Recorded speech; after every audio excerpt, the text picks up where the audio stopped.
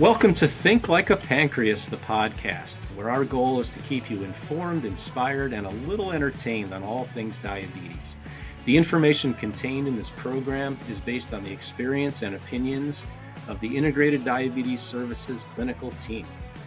Please discuss any changes to your treatment plan with your personal healthcare provider before implementing. Today's episode is sponsored by Byram Healthcare.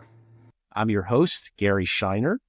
And today we're going to be discussing two of the most popular CGMs on the market.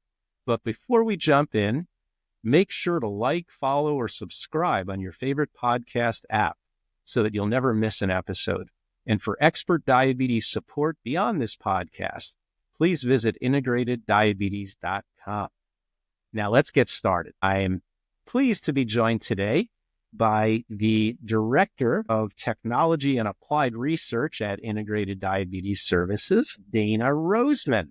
Say hi there. Dana. Tell us a little about Dana.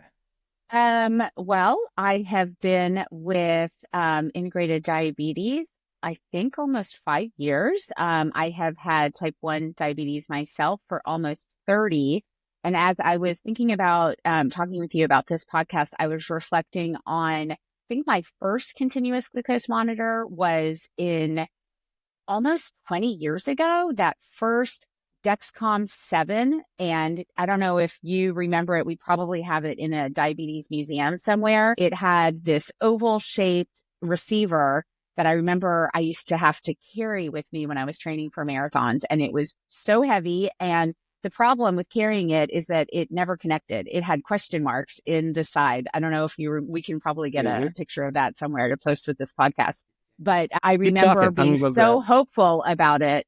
And unfortunately, every 5 minutes when I started running, the speed of my circulatory system caused problems with the connection with the CGM, and I would just get question marks. So it was pretty worthless, and I would need to stop and do finger sticks anyway. Yeah, that's exactly it. Ta-da! Yeah. Yeah. Brings back such memories. Right out of our museum. I know. And then after that, I remember doing trainings all across the country on the Freestyle Navigator. Do you have that brick? That was a really large brick. But I have to say, I loved that sensor. It was a 12-hour warm up or 24-hour? I can't recall now. 12 hours.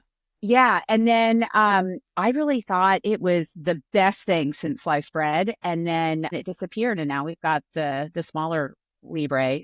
Trouble was keeping those sensors on because it was absolutely big. It stuck off the skin about half an inch. It really did. It was 3D. I remember the team type 1 cyclists were really big on using that during their training, but I remember they had to wrap duct tape around their arm to keep the thing on.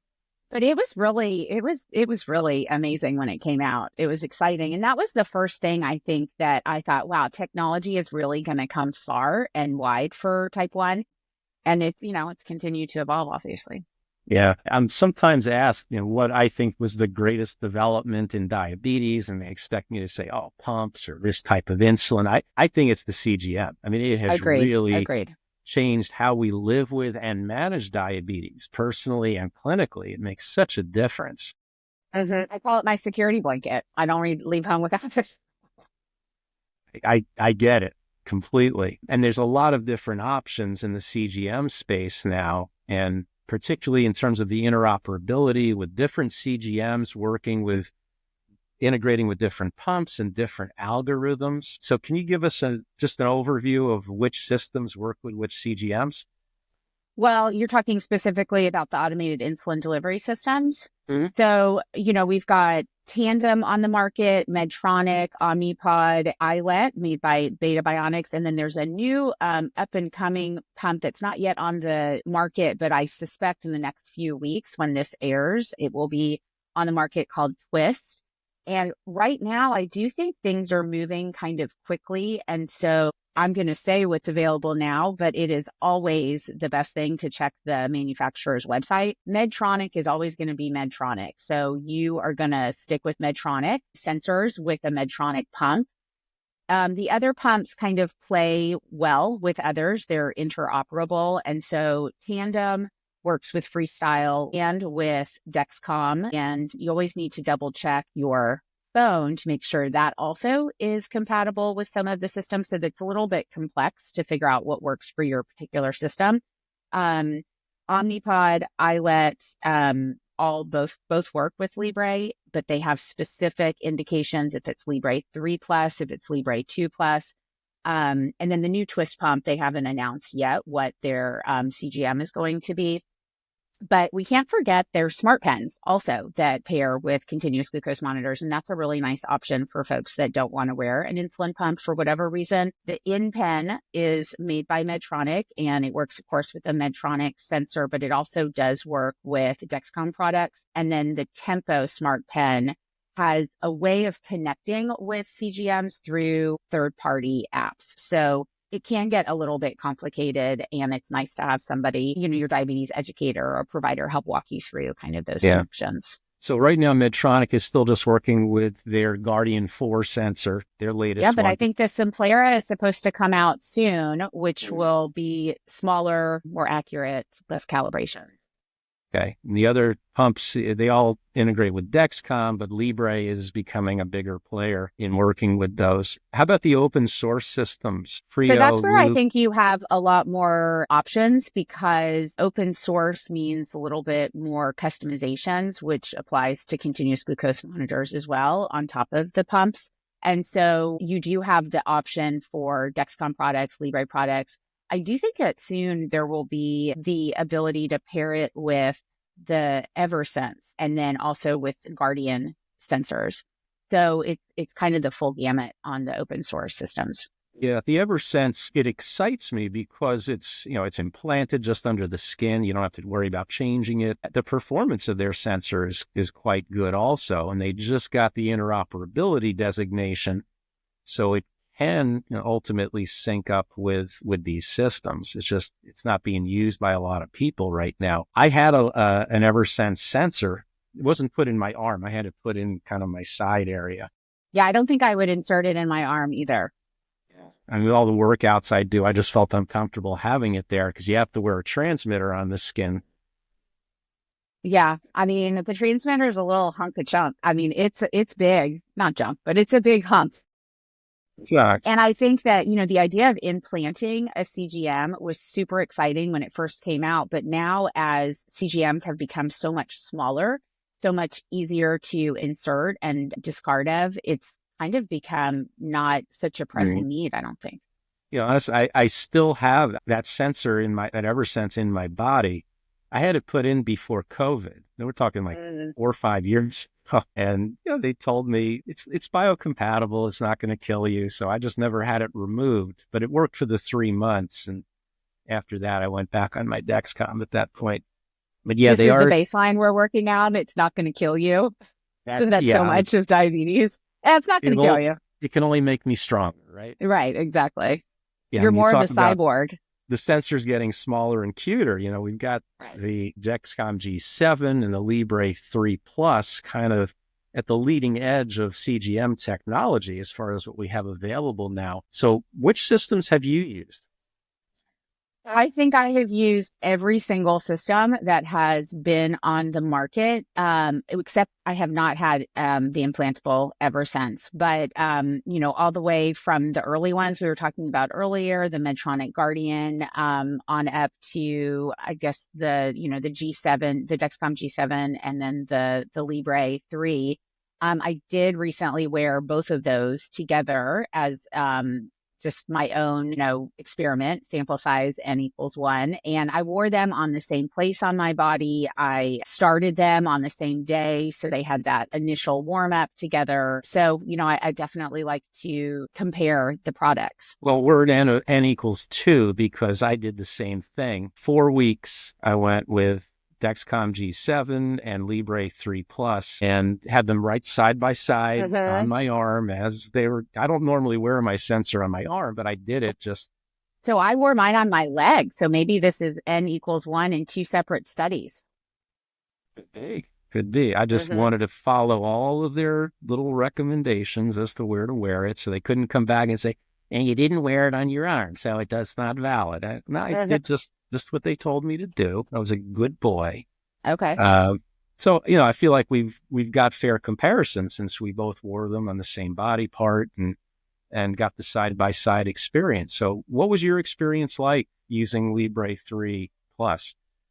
Well, I think I have to give the caveat that not all technology is perfect, right? I mean, we are expecting a lot from a small disposable sensor, and we're not wanting it to have sensor errors. We're not wanting it to have, problems with accuracy, but it's testing interstitial fluid. Our finger sticks is testing blood glucose. And so that I just have to say that we're always going to have sensor errors. All right. I think we'd all Cut to like the to chase, say that. Dana. Well, What the do you reason think? is because the Libre 3 just gave me so many false lows that I stopped trusting it. That was my kind of lasting opinion. Is my Dexcom perfect? Absolutely not. But I did end up in the end trusting it a little bit more. And I did not change. I wear an open source loop system, and I did not change the data going into my pump delivery to the Libre because I didn't trust it. I had the same experience, false lows. Yeah. And not just false lows, but false, urgent, severe, you're about to die kind of lows that were Right. And you couldn't change the alarm. No. Yeah. Yeah. Yeah. And So then with when Dexcom, you you're can make some of using, those personalized alarms and even target just nighttime to have a different subset of alarms. And I couldn't on the change any. iPhone, you can't set it to vibrate. Those urgent lows are going to beep, and they beep loud. My wife was ready to kill me because in the middle of the night, Yeah. so many nights it was giving me those lows, and I wasn't laying on it. So I don't think they were No, compression same. I type wasn't either. lows. And what was frustrating is that, it was waking me up, but I knew it was wrong. And so it was just unnecessary. Were there any things about the Libre 3 Plus that you found advantageous that you didn't I have do the think the insertion process was lovely. It doesn't make as loud of a snapping noise with the insertion compared to the Dexcom. That noise can sometimes startle people. And I thought that the insertion was very painless. And I really did forget that I was wearing a second device. I don't feel my Dexcom typically, but I didn't feel anything additional. With Yeah, the I didn't Libre. feel any difference in the insertion process. I did find just to unscrew the cap before inserting, it took a little more strength to unscrew the Libre 3 Plus cap. And I've actually had some patients tell me they've had difficulty unscrewing that. Oh, that's I don't know if interesting. they I haven't had that. measure torque on these things. But that is a big issue because a lot of people lose grip strength, especially as they get older. So yeah, I didn't notice that. Maybe I'm just stronger, Gary. I think so. Yeah.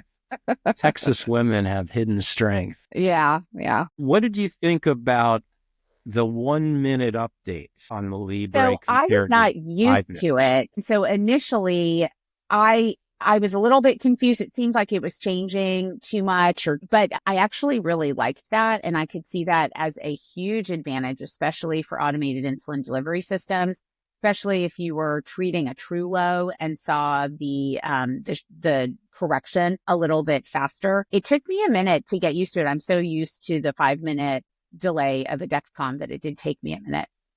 Yeah. Yeah. The accuracy comparisons, they're pretty close. Now, the studies that the companies conduct before launching, because they have to submit to the FDA, the accuracies, they're reasonably close. They're around 8% MARD, meaning, on average, I know they're that's 8% what's off from the published, lab but value. this is, I've worn a Libre 3 several times over their launch and compared it to a Dexcom. And every time I do the comparison, I just have staggering false lows. And I understand that the published data says otherwise. So I'm not really sure if that is, study protocol versus real world experience. Yeah, there was a recent real-world study published in the Journal of Diabetes Science and Technology, and it did show the Dexcom being more reliable in the hypoglycemic range, but it showed the Libre being a little more reliable in the high glucose range. So they that I do agree with. That I do agree with. And I think I could, if I never had a low or a false low, maybe that would shift my opinion. Yeah. So, accuracy wise, the false lows, I agree with you completely. I experienced almost a dozen of those in the 4 weeks that I was wearing it because I documented them. I did a finger stick each time they happened to confirm it was a false alert. They did happen quite a bit. I might have had one with my Dexcom in that time, if that many. The false low alerts are an issue. They're disruptive, and they cause us to lose faith in the alert. And I can Well, see that was people what having happened is I just stopped paying attention to it. And yeah, then that's not beneficial at all. no, because someone could be having an actual low and thinking, no, it's just my sensor. It does that on its own. It's like the boy who Right. cried wolf. You just start ignoring it after a while. Yeah. So that is a potential problem. Well, and the other issue, remember, Gary, you can't calibrate it. And so you can't kind of fix the problem if there is a problem with the sensor. Yeah, at least with Dexcom, if you finger stick and there's a big discrepancy, you can tell it, hey, you're running too high or you're running too low, and it'll adjust itself. Abbott's Libre has never allowed that to happen. I found the 1-minute updates sort of useful, though, because if I was low and I treated it, it would show my glucose coming up sooner. Right. And if I was high and waiting for it to come down, it would show it starting to come down a little bit sooner. So I kind of like the 1-minute updates. I do too. Yeah. Having to wait 5 minutes to see if a bolus is having an effect or what my exercise is doing to my sugar. 5 minutes doesn't seem like a long time, but it feels like an eternity also when you're waiting for that glucose value. So maybe someday Dexcom will show the data a little bit more frequently. I would like that. What about the size of the sensors themselves? Now, yeah, they're both small, but the Libre is smaller. And as a guy, I couldn't care less. But to a woman and image conscious, does that make a difference to you? That one's the size of a nickel. Image conscious too, but I think that, the size, I think it's more of a comfort. Once you move away from like the larger, thicker G6 Dexcom, and then you move to kind of these coin sizes, I think they're really similar. The size of the Libre is really nice. It's extremely discreet for those who want to keep their CGM discreet.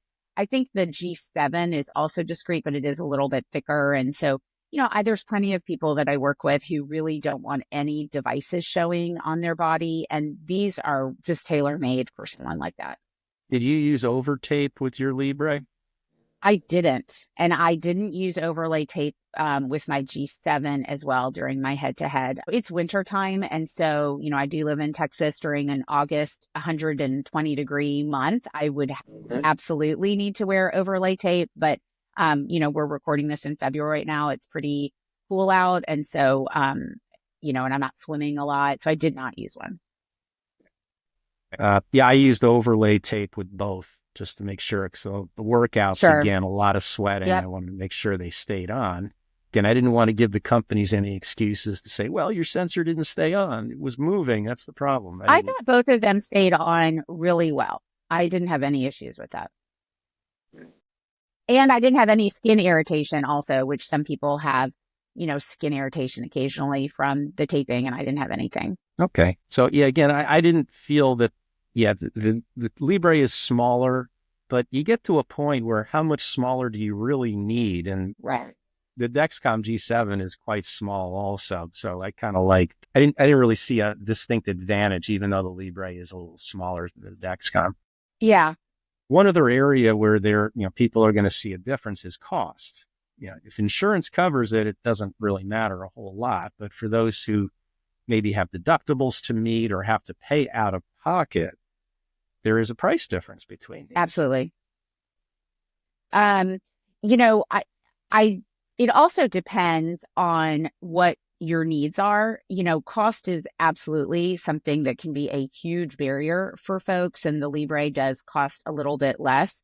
But, there's also the consideration if cost is really something that's a barrier. The Eversense is very inexpensive for the entire year. I do think that it's important for people to remember that they're in charge of their technology. The technology is not in charge of them. That's with alarms. That's with what they're choosing. And as it relates to cost, there's not you don't have to go to the Dexcom or Libre. There's other options that might be a little bit less costly. And like what you were saying earlier in our conversation, that a CGM might be the most important tool that we have for managing diabetes. And so finding one that really works for whatever your priority is, I think is really important to remember. Yeah, it's the fuel that drives the engine with these automated systems. If you're feeding good data in, they can function nicely. If the data is interrupted or not accurate, it's not going to function well.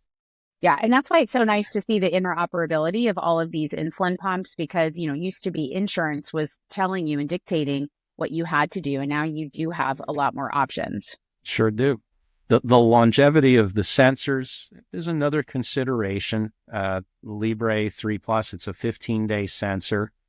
And Dexcom G7 is a 10-day, although, Dexcom is working towards getting approval for a 15-day use on their sensors, but changing it out 3 times a month versus changing it out 2 times a month, how much of a difference do you think that makes? I mean, it's such a non-issue for me personally to change mine out, but I'm not, a 6-year-old screaming and kind of running all over the house, avoiding that insertion. I mean, that makes a huge difference for some families when, changing out devices can be really emotional and just a huge stressor. But for me personally, that is like a non-issue because, my Dexcom expires, I kind of stick it on and go on with my day. Yeah. Well, each change out, we've also got warm-up times to deal with. Right. Where we don't have that security blanket of data flowing through. We've got a 1-hour warm-up time on the Libre, and it's 26 minutes. I don't ever keep that 25 minutes. I stack my Dexcoms. We know the trick. Right. You can get that warm-up down to 0. You want to share your trick for doing that? Yeah, well, and so I take it a little step further. So the Dexcom G7 gives you a heads up that you've got a 12-hour grace period that you're entering in. And I use that grace time alert to put my new sensor on. I want to get the most accuracy from the get-go of a sensor. And I feel like it has that wetting period where the filament gets a little bit more coated with the interstitial fluid. And so I'll wear a sensor, 2 sensors. One is activated, one's not, for a good 12 hours. And then when my old one expires, I activate the new one immediately and I get blood sugars immediately. And then personally, I think it's a little bit more accurate from the get-go. Yeah, I do a similar thing. I don't do it for 12 hours. I just do it for a couple of hours. Yeah. But as soon as I activate that new one, since it's been in my skin, it doesn't require any warm-up time, instant data. Right. And it is really nice. I mean, I remember, of course, we've all worn sensors that had, a long warm up for years. And, just waiting for that information can be really stressful, especially if you're on an automated insulin delivery system. You can feed it with finger sticks, or maybe you have to wait to eat a meal and you're just sitting there watching the clock. So I do love that seamless introduction of the deck. Byram Healthcare understands that managing diabetes isn't one size fits all. With a full range of CGMs, insulin pumps, and diabetes supplies from top brands, Byram makes it easy to get what you need, hassle-free, shipped right to your door. Plus, Byram's team of experts helps navigate insurance so you can focus on living your best life. Ready for better diabetes care? Visit byramhealthcare.com/podcast or call 866-692-8024 and select option 3. We covered a lot of the potential advantages that Libre 3 Plus might have to offer. With the Dexcom G7, we got a little longer list. The compatibility with other systems is much greater at this point. That may change down the road, but right now, Dexcom is the system that integrates with the most other devices. Certainly fewer false low alerts. Right. We know how frustrating those are. Far fewer false low alerts. The data generally shows better accuracy in kids with the Dexcom compared to the Libre. You got any idea why that might be the case? No, I actually wasn't aware of that. Yeah. What are your thoughts? I'm not sure, to be honest, but repeatedly, the manufacturer studies, as well as the real world study that was just published in peds populations, just generally shows better accuracy with the Dexcom than the Libre product. Well, and I would say a lot of folks, especially pediatrics, have trouble with compression lows overnight with their Dexcom products. And so I wonder if they've carved that out of the studies just to identify those as something being different other than performance. Possibility. The trend graph display, I had a big issue with. The Libre will only show you a 12-hour display. It's hard to see what's happening in the last 30 minutes or so, that recent trend. And also, I don't care your control. It looked like just a roller coaster. It was horrible. Right. It's just, and it didn't look just because it was 12 hours, if I had expanded it out, I was like, oh, thank goodness, my day doesn't really look like that. But the other thing that I really missed with the Libre was putting my finger on the app and really being able to move the blood sugar that matched the line. Right. To me, that is so useful for seeing when a bolus timing hits or when my exercise is impacting my blood sugars. I can learn so much from the Dexcom app that I just wasn't able to apply it to the Libre. Definitely. You can see 3, 6, 12, 24-hour graphs with Dexcom, and you can scroll and see the individual data points if you wanted to see at a specific time where you were. Can't do that on Libre. The alert options are also heavily in favor of the Dexcom G7. I really like some of the predictive alerts. You don't have those in Libre. And the ability to customize things like the delay high alert on the Dexcom. So after a meal, our glucoses tend to rise, and it might go over our high threshold temporarily and then come right back down. We don't need an alarm when that happens. Right. If it stays high for a while, we could use the alert so we can do something about it. But Dexcom has that delay first alert feature.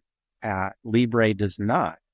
And I consider that less punitive, right? Like, your blood sugar is going to rise. Let's not, make a whole deal of it. Just wait. Right, exactly. And I love that with the fall rate alerts on the Dexcom, as well as the high, we can set a threshold. So don't alert me if I'm falling fast unless I'm below a certain value.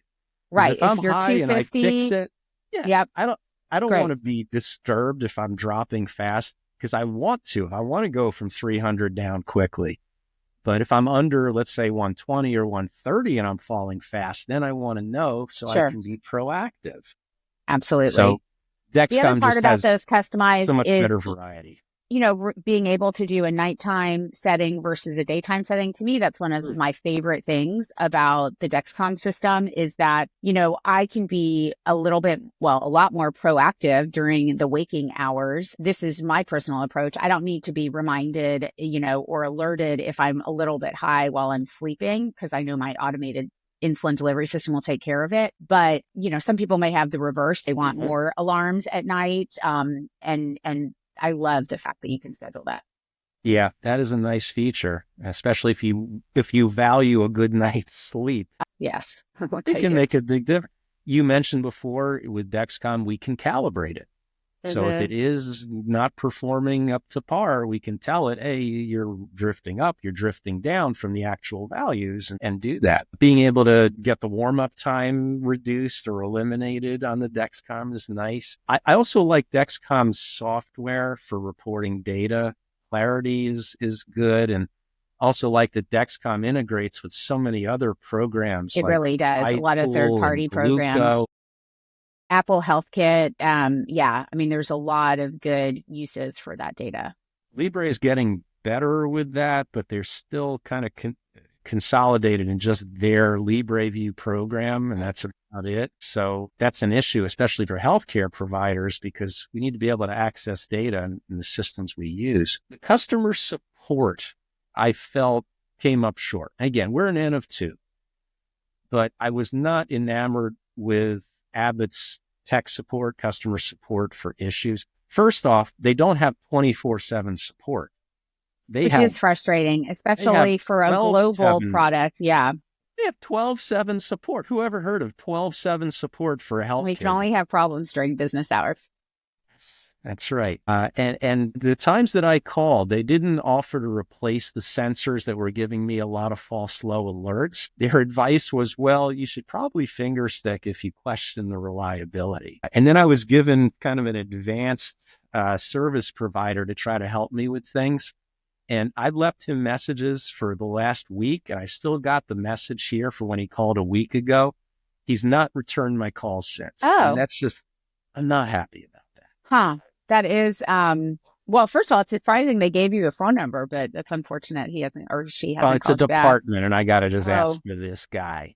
Okay. And but, you know, what's, does have issues with wait times, but when they do, but I don't use the wait times. If I'm having technical problems, maybe I would call in, but most of the time, if I need a sensor replaced, I use the in-app option. You know, the G7, you can report an issue within the app, which is amazing for those 2 a.m. problems. Hopefully you're not having a 2 a.m. problem, but you don't have to wait online and you can just do it in the app. Yeah, I've always called in. So have you had any trouble getting replacement sensors going the app route? No, I've had a couple of emails asking for additional information, but I had a whole box that was faulty. This was a while ago. And so I reported several at one time and I got an email, you know, kind of pushing back a little bit, but I had the documentation. One thing with Dexcom is sometimes you really need the lot number or the serial number. And so I do keep those just in case there's a problem. Actually, I just take a picture of it on my box. I use my camera roll to keep track of things like that. Yeah, so either keep the box or the inserter itself that has all that information on it. It's a smart idea. The one other thing I like about the Dexcom, it does have a longer shelf life. So when you get those sensors, they'll be good for a longer period of time. They might not expire for 8 or 12 months, whereas the Libres might expire in 6 months. And that can make a difference, especially if you're getting a lot of supplies at once. Absolutely. You get 3 months at a time or whatever. You don't want your stuff expiring before you have a chance to use it. Actually, are people just traveling abroad, kids that are going on a semester abroad? I mean, there's so many situations where you do need a longer shelf life. All right. Can you think of any other pros or cons you saw when you were comparing the systems? I mean, overall, I think, you know, just having a CGM can be so important. And so I think, you know, we are for sure getting in the weeds and we want a system to perform at the highest level, but I wouldn't want to scare somebody from using a CGM based on these headaches, because I think overall just wearing one is so positive in your diabetes management. Yeah. And besides working with patients with diabetes, you do consulting for healthcare providers who are trying to kind of upgrade their tech skills. How do you coach them on the different sensor types, or do you get involved in that with them? Well, I would always recommend somebody wearing one, even if they don't have diabetes, just to understand the constant feed of data, maybe some of the issues that people experience wearing them. I think that, you know, that's why you and I test things out, just to really appreciate the small details of each system. And I think only then can you really help coach and be a partner with someone in their diabetes care. So as much as possible, if somebody can wear something and understand, an alarm is really distracting. You know, if you're at a restaurant or if you're at a movie and you get an alarm, that's not just a diabetes issue. That's also like a real disruption to your life. And those are things that I think providers should and hopefully appreciate when they're working with patients. Yeah, I like the name for the service you provide called Elevate Your Expertise. A lot of people out there are just not that familiar or comfortable with all the technologies that are out there, and you can provide either one-on-one or small group instruction, kind of a teach the teacher sort of thing, where you can teach other clinicians how to be more comfortable and use the tech more effectively. Well, and one thing that I have been saying, you know, for years now, you know, positive or negative diabetes management has become technology management. And so if a provider is not fully embracing or understanding technology, and that goes for the algorithms of automated insulin delivery systems, I mean, it really, the technology encompasses a lot of care right now, then they really are behind. And unfortunately, patients suffer in their care. Yeah. I had a patient just this morning who wants to give one of the open source systems, the Loop app, a try, and her endocrinologist is giving pushback because he knows absolutely nothing about it. Right. So And yeah, I offered to we're give him a trying to call, help and that yeah, we're doing our best. one office at a time. Chipping away. Exactly. Do you think we need multiple CGM options for people? Is there a role for Libre 3 Plus and for Dexcom G7 or whatever the next iteration is going to be, probably the 8? Are there certain people who are better suited for certain products? Absolutely. And just because I like one, you like the other, a third person's gonna embrace maybe another option. And I see that across the board. Cost, obviously, until we get insurance companies to pay for everything across the board at 100%. People are going to have to consider their monthly budget, but, technology is not one size fits all. And I kind of use the analogy of, you and I are buying a car. You might need 4-wheel drive and a sunroof, but I want, leather seats. And so I'm going to be shopping, if I have that option, for a CGM for the feature that's really important to me. Maybe it's the personalized alarms. Maybe it is the 15-day wear of the Libre. Maybe it's the automated system that only works with one, with the Medtronic. And so I try to remind people that, again, they're in control of the technology, not the other way around. And we need to figure out what features work best for your life and your diabetes management, and then find the technology that works. Well, one other difference in our car choices, mine has the Eagles Super Bowl championship bumper sticker, and yours has... I know. Yeah. Dallas, Great for you. It's amazing to be an Eagles Cowboys fan. I know. Not so much for Cowboys fans.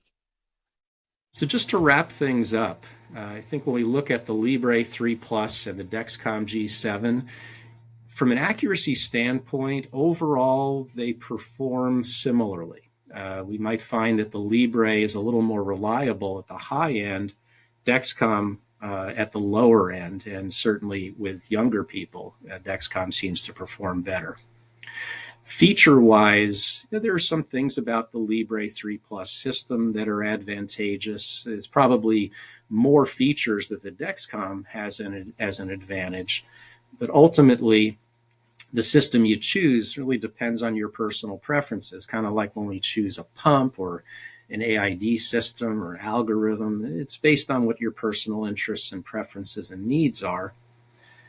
And definitely you want to consider which system integrates with the pump or pen or AID system that you're utilizing. I do want to mention that anybody who wants to learn more about the differences between these sensors can check out the article we have posted on our podcast, and there'll be a link provided in the show notes that you can go to. It has a lot of the details about what we discussed today, plus a little bit more, including some specifics about the accuracy comparisons based on the research that's been done on each device. All right. So I want to thank everybody for tuning in to Think Like a Pancreas, the podcast. If you enjoyed today's episode, don't forget to like, follow, or subscribe on your favorite podcast app. Think Like a Pancreas, the podcast, is brought to you by Integrated Diabetes Services, where experience meets expertise, passion meets compassion, and diabetes care is personal because we live with it too. Our team of clinicians all live with type 1, and we understand the challenges firsthand. We're here to help no matter where you are in the world, from glucose management to self-care to the latest tech, sports and exercise, weight loss, type 1 pregnancies, emotional support. We've got you covered. We offer consults in English and Spanish via phone, video chat, email, and text. If you want to learn more, visit integrateddiabetes.com or email info@integrateddiabetes.com to schedule a consult. On behalf of Think Like a Pancreas, the podcast, I'm Gary Shiner, wishing you a fantastic week ahead. Don't forget to keep thinking like a pancreas.